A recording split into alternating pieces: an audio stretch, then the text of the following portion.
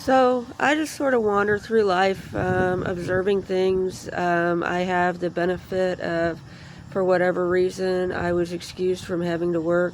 I sometimes have to get defensive about that because of the issues. I don't like to have to talk about my issues all the time. It's like an interrogation.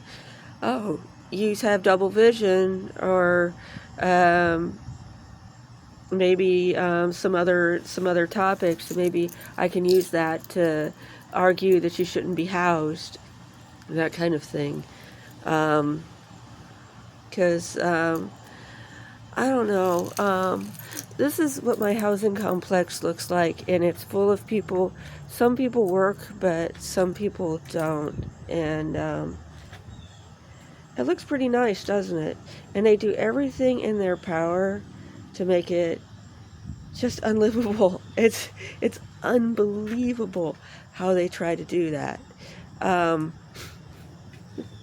they're trying to maintain the curb appeal because they want to turn it into condos, and so they're trying to. People like me, I've lived here for 10 years.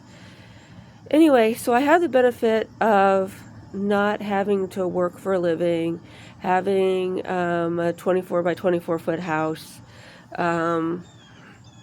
Having not really having to do anything. I've got this magic bank account that refills, and but I also have the situation in which I'm from Mars. I am from another planet. I mean, I was born here in Bloomington, and being born here in Bloomington means you're from another planet just from get-go. I think maybe we're sitting on top of like a Mars rock or something. We've got the gravity, the vibration of being from another planet. I was part of a science experiment. I was thinking about yesterday how I survived birth because I had so many anomalies. And I was presumed stillborn.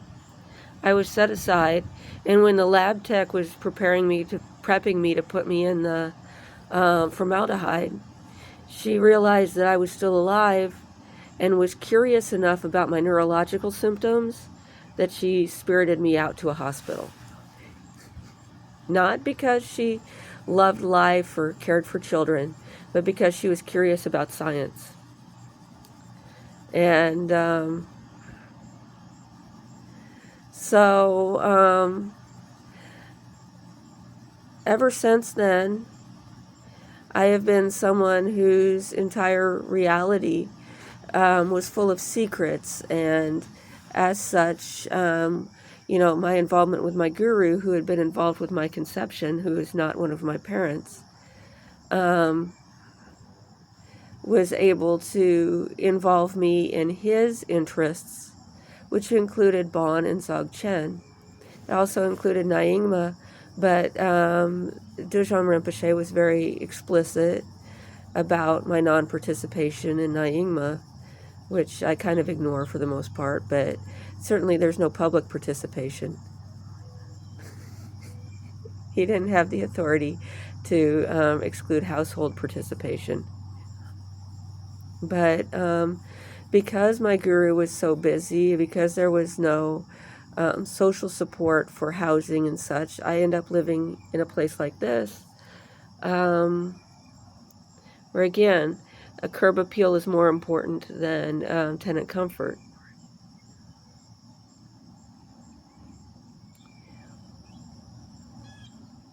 So I wonder about the future, whether we're going to win or whether the developers are going to win or whether the tenants are going to win. And so I spend a lot of time. I learned about the clear light through a mirror initiation. And see, recently I saw Tenzin Wangyal with the mirror initiation Tonka behind him while he was giving a talk to some people in Toronto from his home. And this happened a couple of years ago, but I just saw it in the past week. And that got me to thinking about, because then I saw a talk about a white man who had been involved with Bon and bringing Bon over and was accidentally responsible for bringing over Tenzin Wangyal when he was trying to bring over Tenzin somebody else. And I've also listened to Namkai Norbu sometimes, but I was here with the Fly Guys, a bunch of nameless, faceless people who are practicing Bon in America. And I was born in a community in which there were people named, there were people living next door who were named Tara and Tantra, or Tantra and Tara. And I was living with people that had done their best to eradicate. Oh, my great-grandmother's name was Abam. So this is one of the places where people from Central Asia, people from the Himalayas had come. And because of the stigma against people with lighter colored skin, they came here. They came in, a lot of them came in with the tulips through Amsterdam.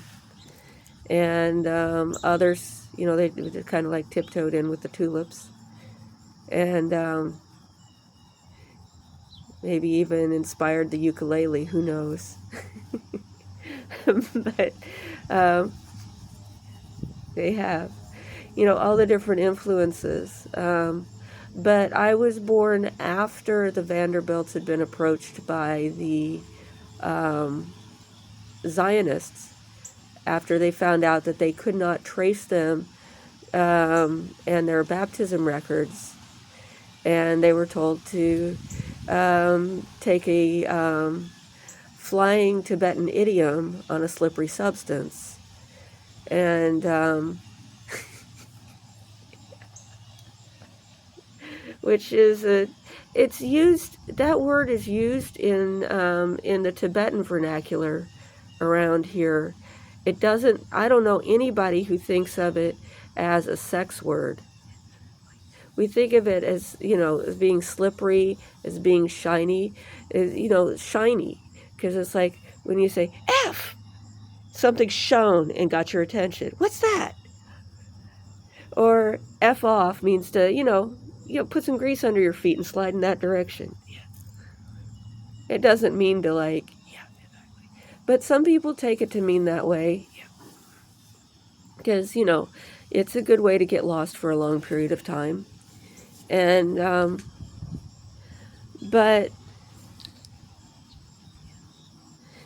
anyway, so I'm constantly battling people that are trying to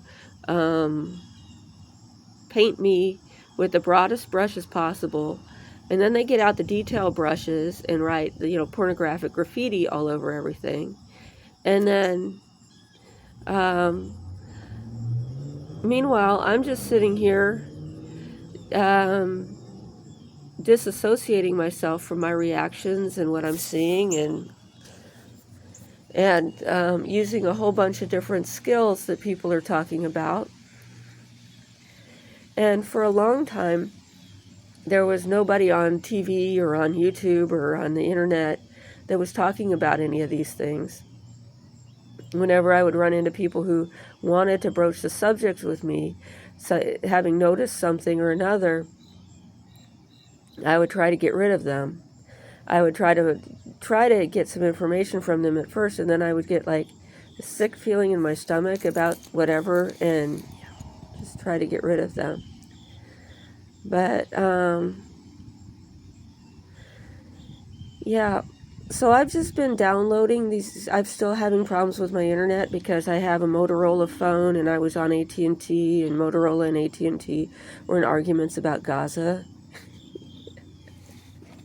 So they blew up my phone. And so now I have minimal service on one phone, and I have a really nice fast phone that's great for downloading videos on free Wi-Fi and then watching them later at home. So I'm trying to figure out some of these things that have popped up on my feed in regards to you know, what's going on in the world, how do people do things. But I really don't ever see myself being more than a casual, peripheral public figure who just posts low production videos on the side.